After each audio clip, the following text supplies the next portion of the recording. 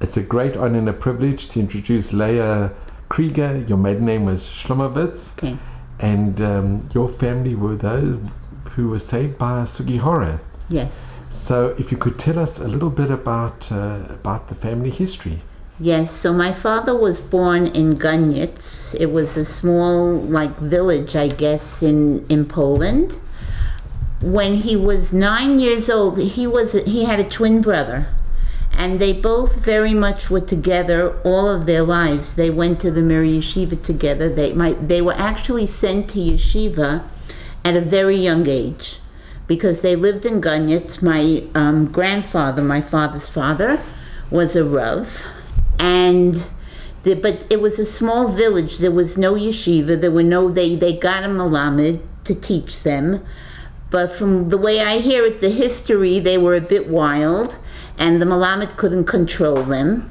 So when they were 9 years old, they were sent away to yeshiva at a very young age. I'm not 100% sure if they were sent at that age to Mir. Maybe it was first a different yeshiva, and then later on they went to Mir, but they were there from quite a young age. And they weren't home that much afterwards because the traveling was expensive. My father used to talk very much about his mother's parents. They used to go there for Shavuot, so when it was a Yontif, because it was too far for them to travel home. And let me see. So I don't know at exactly what age my father went to Yeshiva Mir, but he was there with his twin brother, who was my Uncle Avram. And my father's name was Ephraim. And Baruch Hashem, we have quite a lot of grandchildren named Ephraim. His father? A little, you could, yeah. Could he talk so about now I'm introducing Pinchas. Pinchas. Okay. Okay, I just want to say about her father's father, who was the Ganiec Rav. His name was Rav Yisrael Zalman Shlomovitz. There was a write-up that I picked up a number of years ago in I don't know if it's a Kuntras or Sefer, which is Torah's Chesed, printed in Lodz in 1929, Tafresh Peites, where inside there is a write-up of her father's father, and in the middle of the article there's a picture of her father's father, Yisrael Zalman Shlomovitz, who was the Ganiec Rav. Now, her father's father printed a sefer called Beis Yisrael, which was printed, and this is the first printing, it was printed in Vilna in Tafresh Pei Vav, 1926. It's on Sugihara Visas, and then it was reprinted in Shanghai, which I have a copy, in 1944 Tafshin Dalet. And I believe that in this edition they added something that was not in the original edition. Let me just find it. This was the second one was printed in Shanghai. This my father and my uncle. No. This is the original one printed in Tafresh Pei Vav of 1926. I know, but the one in Shanghai, my father did. No? Oh, maybe. I don't know. I believe so. Could be. That could be. But they also added something over here, which was not in the original printing in 1926, which is Chidush Torah over here. As you can see, and this is printed in Shanghai, Tafshin Dalet. Now, in America, her father, Rav Ephraim Shlomovitz, and her uncle, Rav Avram Shlomovitz, reprinted Tfus Tzilum, which is a facsimile of the original printing. They reprinted it in 1968, which is just a facsimile. And on the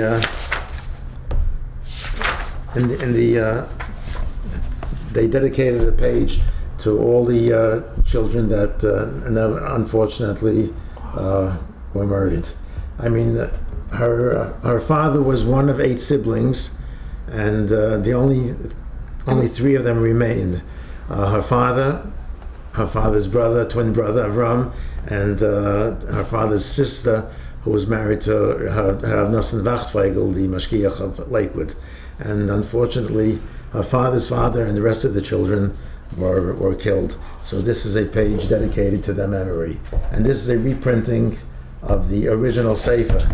Now, just last year, Tafshin Pei, this is my wife's nephews, which would be the grandchildren of her Rabbi Ephraim Shlamowitz, or of the author, great-grandchildren, reprinted the reset type on the entire Sefer, Beis Yisrael.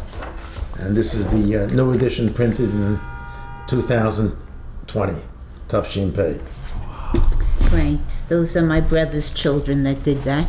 Now, I, as a collector of Svarim and Rashi al Torah, have one Sefer which is on Rashi, which was printed in Shanghai, which is the Maral Sefer Gur Aryeh.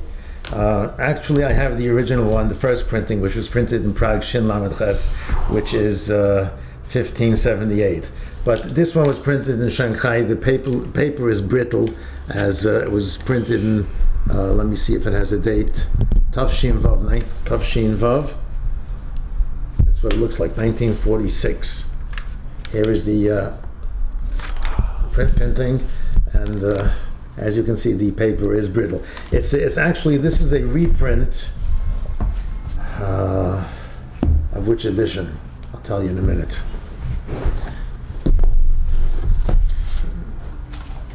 Let's see. One second. Yehuda Levi. That was the Maral's name. So in my Sefer Parshandasa, which is a bibliography of all the Pirushim that exist on Rashi al Torah, Chelik Aleph, from the beginning of printing until Tafshin Lamed 1970, if we go to Yehuda,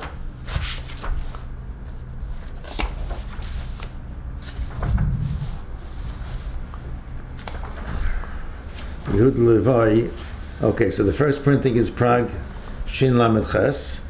Okay, then it was printed in Lvav. It's not clear, but Lvav Taf Resh Yud Ches would be 17.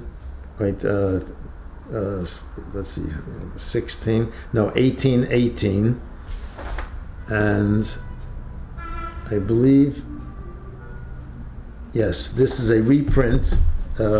Actually, they had a very, it wasn't a facsimile. It was, I don't know how they printed it there, but this is it's, if you want to call it a facsimile of the reprinting of the Lvov printing of Taf Resh Yud Ches of 1858. Okay, interesting that they had so many Svarim in They had a lot of Svarim. Where did they get them all from? Does this have Chinese letters in the back? That's what I'm curious about, because that's what I remember as a child. The paper is very brittle. No. It doesn't, in the binding, not in the actual. I'd have to open up the binding. Oh, okay. Because some of them, once you opened it up, you saw that inside. Yeah. And you have the original. This is. I was a Rebbe and an English teacher. I was a Melamed for 44 years. So after I started teaching in Tafshin Lamed Daled, I believe 1974.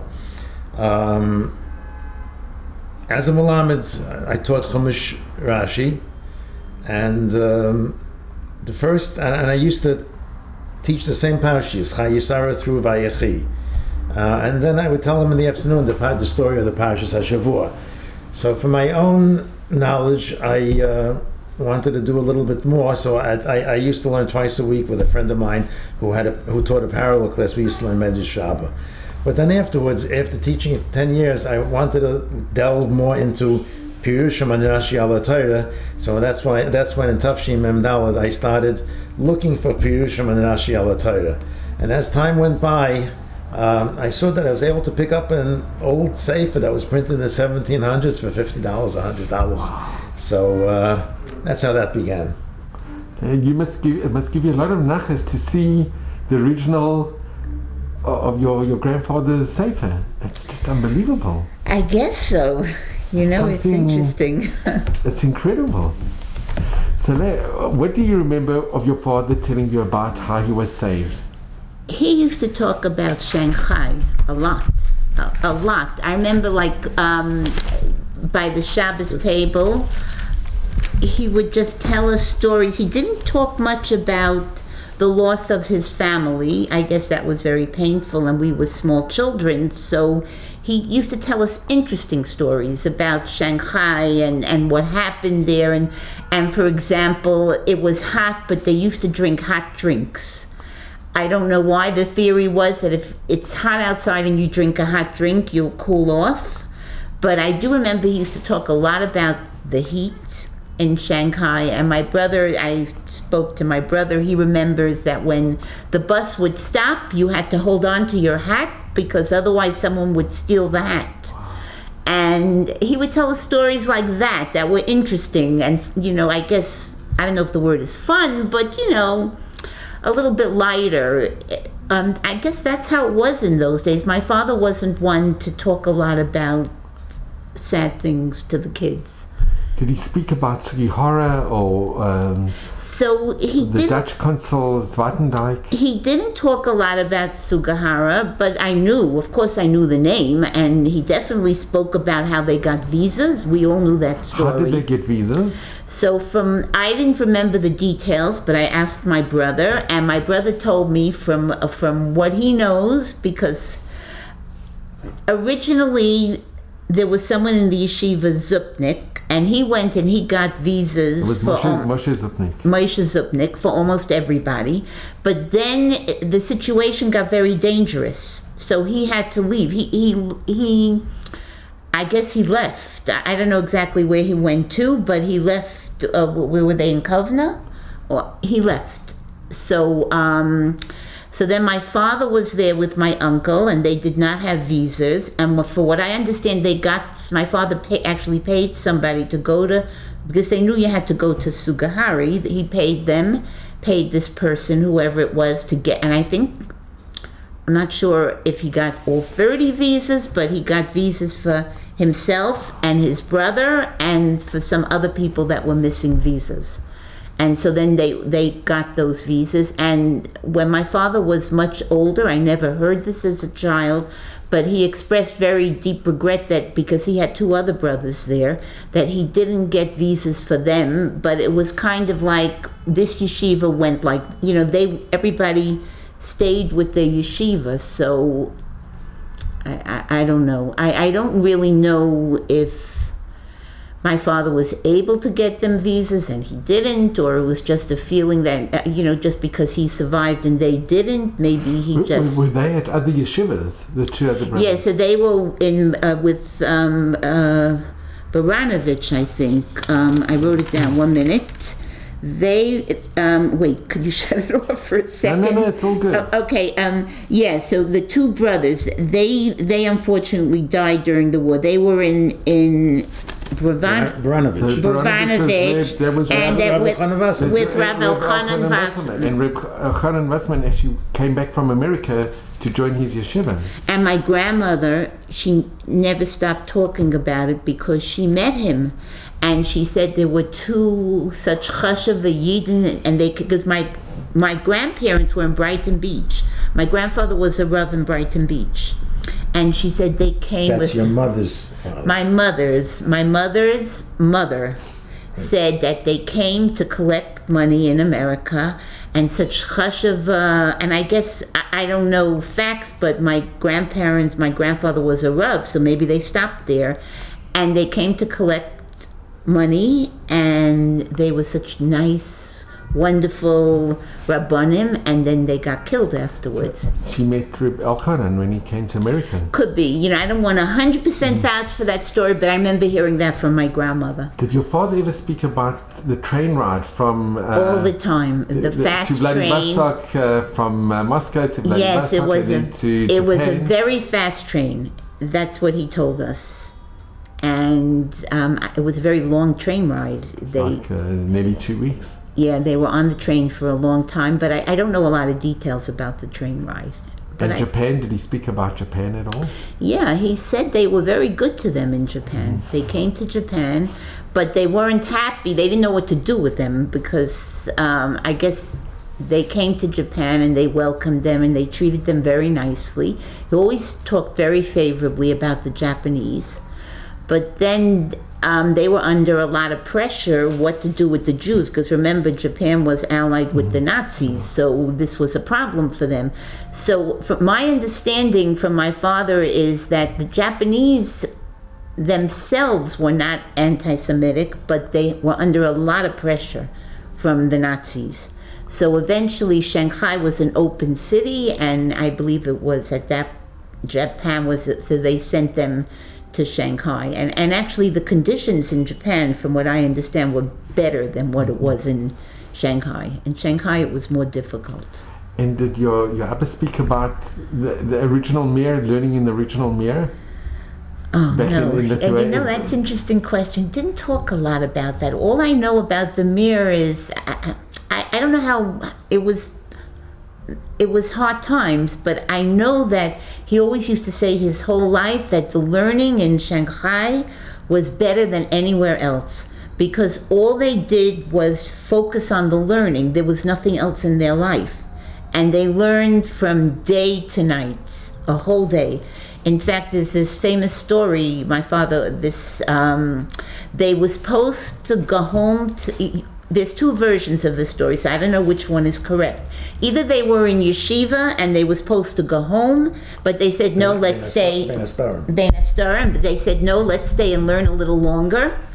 Or they were supposed to, they were home and they said, let's go to yeshiva. But whichever the version is, they went to go learn. And while they were in yeshiva, they were supposed to be home, but they were not. Their home got bombed.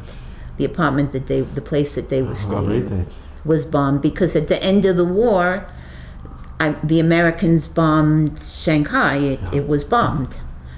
And also there were times when there weren't enough food, this is for sure, I know that, and Rav Kalmanovich, my father used to talk a lot about Rav Kalmanovich. He was a very strong force, and he said something like, Yidin, effing the hand, something like that. He was very powerful. He used to raise money for the Mir Yeshiva. He raised the money that actually paid for the journey to go to Vladivostok. But there was a problem at one point with the money, because they didn't want to give them money because they were foreign.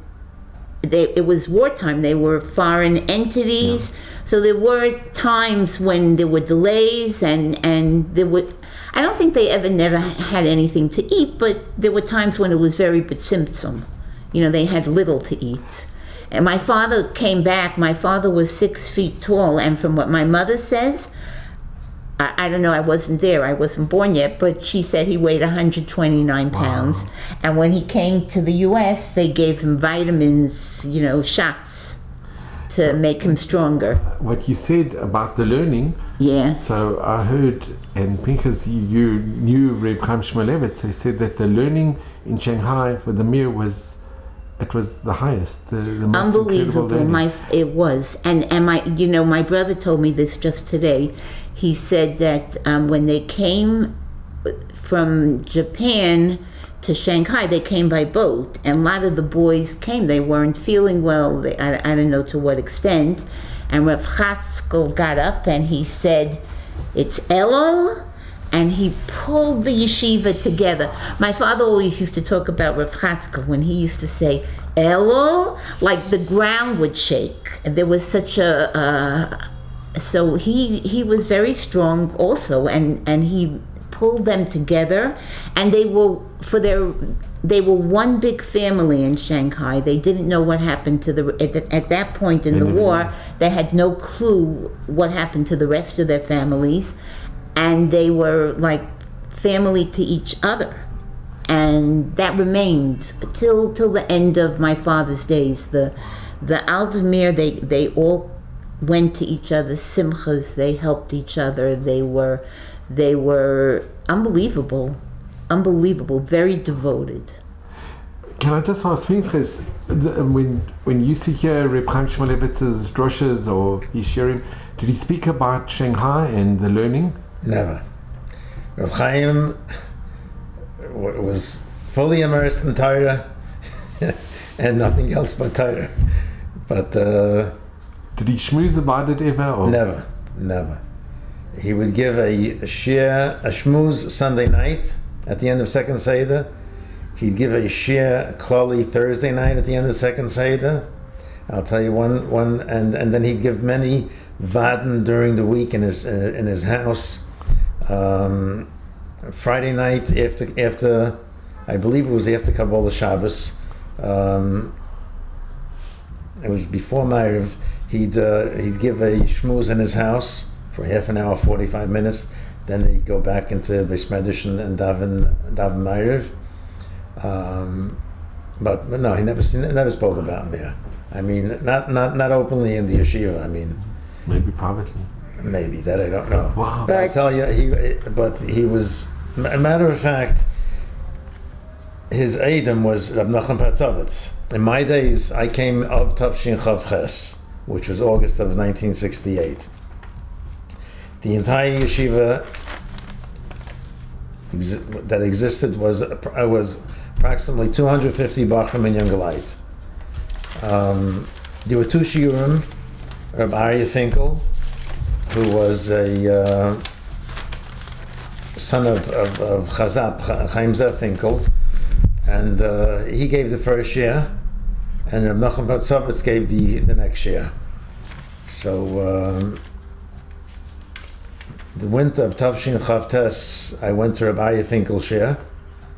We're about 11, 12 Bachrim in the shir, but we went downstairs into a room. I mean, there were dormitory rooms, and at the end there was one room that was used for a shir where he would say a shir.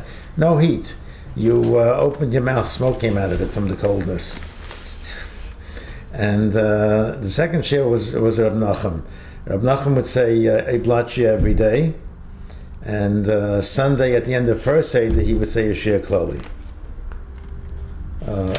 Reb Nassim Tzvi Finkel just sat and learned all day long.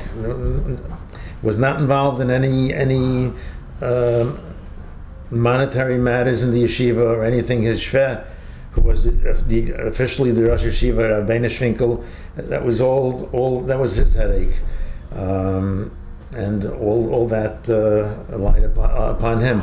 Rav Nassim Tzvi sat and learned all day long. As a matter of fact, there were 3 rows of benches. Rav Nassim Tzvi sat in the second bench, I sat in the fourth bench. And actually, he had a vad where I don't remember how many Bachrim were in the vad, 8 or 10, about 8 Bachrim. We used to meet like early Friday afternoon, and he had a chabura. So we'd sit and learn together. At that time, Rav Nassim Tzvi lived on Rehov Yisa Baracha 10. In later years, when he was not well, he lived across the street from the yeshiva. But I heard that someone had once asked him in the days when he wasn't well, and he really wasn't well. He came to America on a wheelchair to raise money for the yeshiva, and someone asked him, "How do you learn Torah such with such yisurim?" So he said, "I don't learn Torah mitach yisurim. I learn Torah mitach ahava." Wow. Leah, you have pictures of your father and your mother? Sure. So my mother was American. My mother was born in the U.S. She went to Lincoln High School. A public school. And her parents? Where did her parents come from? Your grandparents? So I'm not 100% sure. Austro-Hungary, I think, because I know that my great-grandfather, this has to be, was drafted into the Kaiser's army, and he didn't like it there. So this is an interesting story. So this is from World War I, though it's a different war. So he what's the word? He deserted. So he came home, and my grandmother was a little girl then, about 8 or 9 years old, and she never stopped talking about this. They came looking for him, and he was hidden in the house under a bed or something like that, and the soldiers were outside, and when they came, my grandmother said to them, "Why are you here?" They said, "We're looking for your father. Where's your father?" So she said, "You're supposed to know where my father is. Why don't you know where he is? He's supposed to be with you." And then she started screaming and hollering, "Where's my father? Where's my father? What'd you do?" You know, and Meanwhile, he was hidden in the house. So she basically saved his life because they left. So my grandmother was quite a spunky lady, and that was my mother's mother. So I had this picture here I showed you. This is from one of my children's weddings, my second daughter. Here's a picture. I'm sure I have lots more pictures, but this is the one I found. This is my mother and my father. Do you want me to hold it up? Please. And my second daughter at her wedding. That's my mother and my father. Actually, at that wedding, that's Chaya Fegi. That's her daughter, Chaya Fegi Sosha, who's married to Moshe Sosha. And they're married approximately 24 years, something like that. Something like that, and he is still learning in the Mir. Yeah, it's interesting because my son-in-law, who's in this picture here he is. Yeah. He learns in the Mir, which was my father's yeshiva. To this very day. Yes, you can just. Oh, I'm not holding it well. And the Mir in Yerushalayim. Yeah. Yes. Wow. Yes, they live here. They live here in Yerushalayim. And he's learning to this very day. To this very day in the Mir Yeshiva. So I'm sure my father has nachas up in Shemayim. Tremendous nachas. Wow, yeah. That's unbelievable. And this is there was I couldn't locate it, but there's a picture of my father's family. There were 8 siblings. If I do locate it, I'll give you a copy. But picture of your grandfather and the 8 siblings. And the 8 children that were in my... The reason that picture was taken was because the photographer of the city wanted to take a picture of the Rav. And her grandfather Are you was... sure? That's what I heard. Was the Gan Yitzhak Rav. All right. So he took the picture, and that's how the family got the picture. Because I heard someone told me that somebody in America wanted that picture. That's why they took it. Because it wasn't a common thing to sit for a picture. But there is a picture. And I have it. I just don't know where. This is Reb David Kviat's wedding. And I'm not actually sure if this was taken after the war, during the war. But this is my father. I recognize him right here. This man standing here. Wow. This is Mir Yeshiva people, and I guess he was one of the first to get married. Reb David Kviat. This was in America. Yeah, it is in America. Wow. It's in America? This is straight after the war, most probably. It had to have been right after the war. How can you tell it's in America? This is in the bottom. No, that's just, it was in the newspaper that it was in. Okay. I don't know where this picture came from. You know what? I can find out from my brother when he got married, because there were several people that got married during the war. Yeah. In fact, I don't know who it was, but somebody had twins in Shanghai. There were a few. Most of them didn't get married during the war. Most of them got married after the war, but there were. No, there was this Rabab from South Africa. His parents got married in Shanghai. Yeah, there were some. So I actually don't know. I don't know the answer to that, where it was. And there's nothing. Can you tell? I can't really tell. I don't know. Okay, it's amazing. And then, did your father speak about the Beit Midrash in Shanghai? So I don't. I remember it was a big building, and there were enough seats for. There was enough place for every single talmid. It's unbelievable. I believe so. Yeah. There was a. Yeah. Yeah. It was a nice. It was a total nice that they had that. There was somebody. This story I didn't hear from my father. I read this somewhere. That somebody had a dream, and he dreamt, and his father came to him in a dream, and he built it. Yeah. And there was an empty base medrash, and they found it, and they learned it. All I can tell you is the learning was very intense. Despite all the difficulties, they learned from the morning to the night, and that was all they did. And then my brother told me this today, so about the Hakafas of Simchas Torah, he said the walls were sweating, like they were, it was with great hitlavut.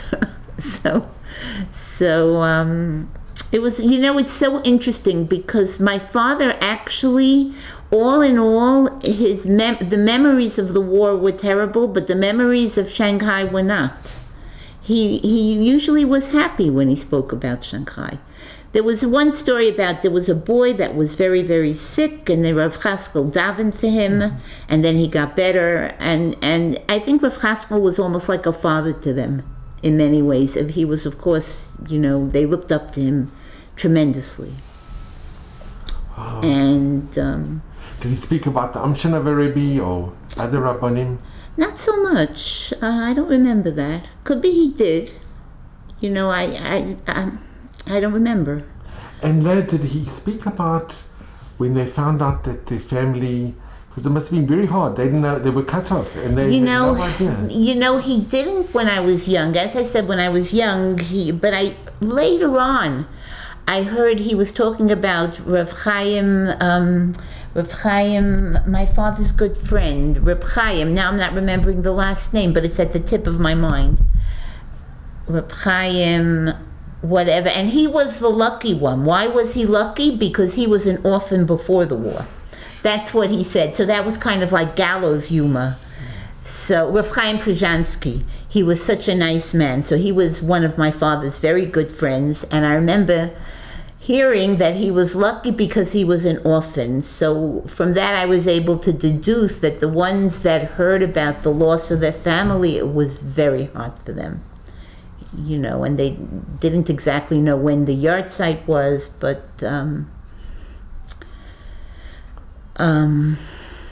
Wow, and when your father came to America, what did he do when he came to America? He came with his brother. He came with his twin brother. They learned together in the Mir in Shanghai. Yeah, he stayed with the Mir really pretty much till he got married. Then he tried a number of things. They weren't terribly successful. I think he had a wine business at one point, and he cut diamonds. I remember going to visit the diamond cutting factory with him. He eventually became a teacher. He taught in Yeshiva Rambam, which was a day school then, and my uncle Avram also taught there. Later on, my uncle Avram started teaching in Elizabeth, New Jersey. There was a school also started by Amira, and but when I actually went to Yeshiva Rambam as a child, and a lot of the teachers there, they were from the Mir Yeshiva, so it was very hush of a staff there. It was actually quite remarkable.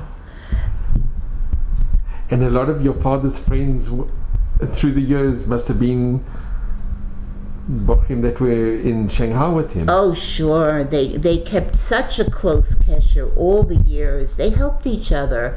I mean, the stockbroker he used to call, I forget the names. I'm so bad at names, I apologize. But he used to call, and they would schmooze, and they helped each other so much. I mean, for example, if somebody bought a house, I don't remember the details, but the other person would lend them money, and they would pay back. And they were really like family. Extended family. They were family because they didn't have family. This was their family.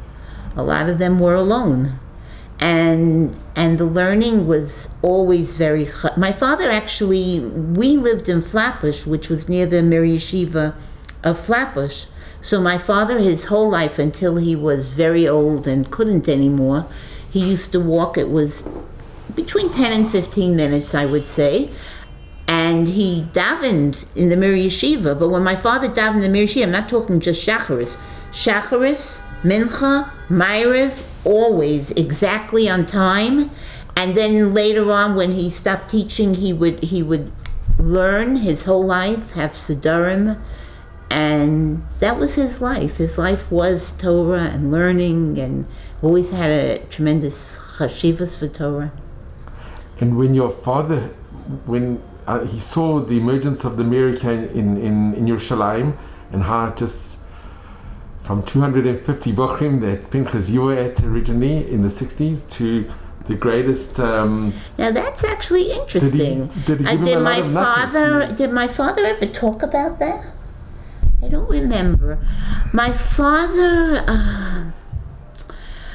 I'm not sure, because when Pinchas went to learn in Yerushalayim, it wasn't so big. I mean, the Mir Yeshiva in America was approximately the same size. We were always more connected to the Mir Yeshiva in America. My mother was very good friends with Rebbetzin Birnbaum, Reb Shmuel Birnbaum's Rebbetzin.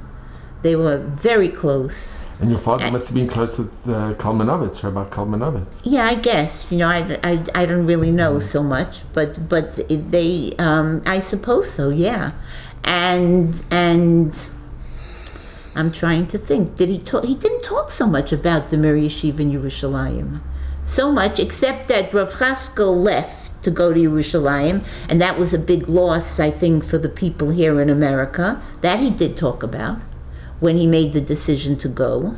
But I don't think my father had thoughts of coming to Eretz Yisrael.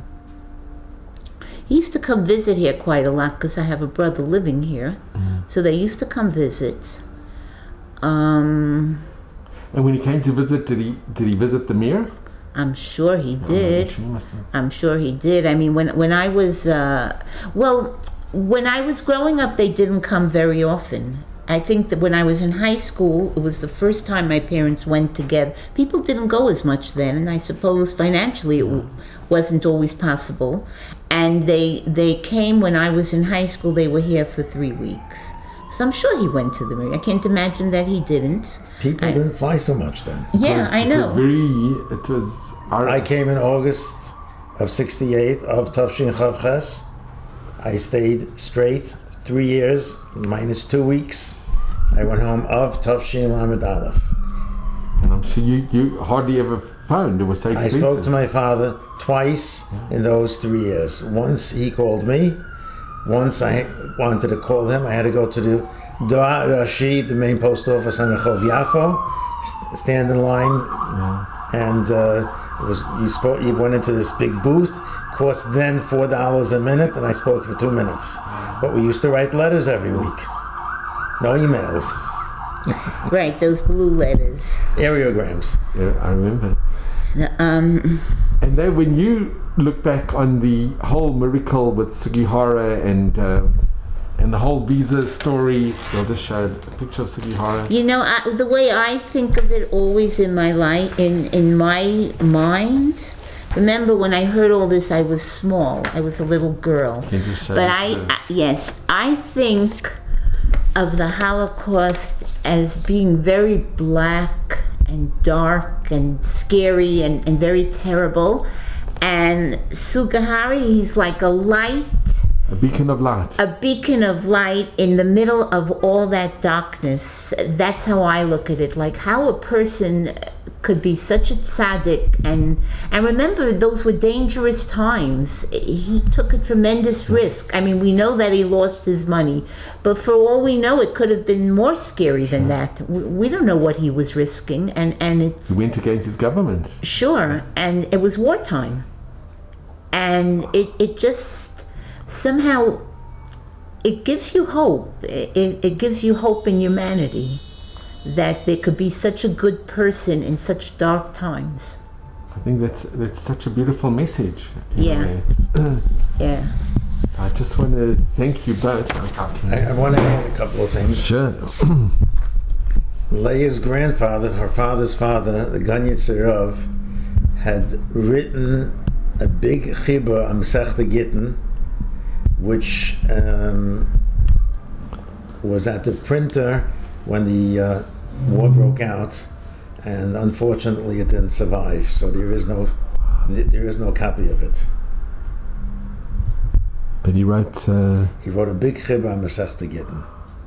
In other words, it was another sefer, right? It was another sefer, a thick sefer. So they have this one, but they don't have the second one. The family. Should I mention this? When I was here, this is not on the video, right? Are we? No, sure. I just want to thank you both. Should I mention anything about the... I'm going to do a separate. Oh, okay. Sure. Is this on now? Sure. Oh, but you could cut things, right? If you don't like. There's nothing to cut. It's just incredible. So I just want to. I'll just come in for a second. Okay. Sure. So I just want to thank you both for giving me the opportunity to hear such an amazing story and to see the original that you have. It's just unbelievable. But your story gives so much hope, and you see the outcome of Nissim, pure Nissim, and just to hear it's living history. You know, it's history. really interesting that you're doing this. What started you on this path? to hear these stories and to meet people whose father, from a piece of, if you think about it, this Visas for Life, a piece of paper saved your father and his brother. It's just unbelievable. And somebody who had Chasidei Motalam, it's incredible. And to meet the descendants, it's just amazing. It really is. It's something, it's such a privilege and honor. And I want to thank you both so much for giving me the opportunity to hear your most incredible family history. Thank you. So special of you. Wow. Thank you so much. I think I should thank you. No. It's been, you it's took been me, incredible. you know, it's honestly, I love my father so much, and in a certain way talking about this brings him back, and I feel like he's standing right here. He was a very special person. You can't really understand it. And he wasn't bitter that what he went through and how his family... No, he was, to the end of his days, he was the most generous, kind, and that's why I say as a child he never wanted to tell us anything sad, so he only told us happy things about Shanghai. And no, he was not bitter. No, not in the least. Even though he lost his parents and no, he was of course sad. He was sad sometimes, and when he would get together with his sister and his other brother, sometimes they would talk about the war, but he was never bitter. He was always the kindest person, most generous. I think that's one of the most amazing outcomes of, and how he remembered the learning and how the learning sustained. They sustained the Yidden in Shanghai. And he was alive when he learned. It wasn't quiet sitting and learning, it was arguing strong, you know. But you know, can I just mention, I think the most amazing thing is to think that you have family that are learning in the Mir today. I think this is the testament to not only did he go through, but that he passed it down to future generations. Yes. And I also have a grandson learning in the Mir too, so yes. So your parents from above must be such simchas, and they must be smiling they are smiling from above. I hope, yeah. Thank you so much. Anyway, thank you.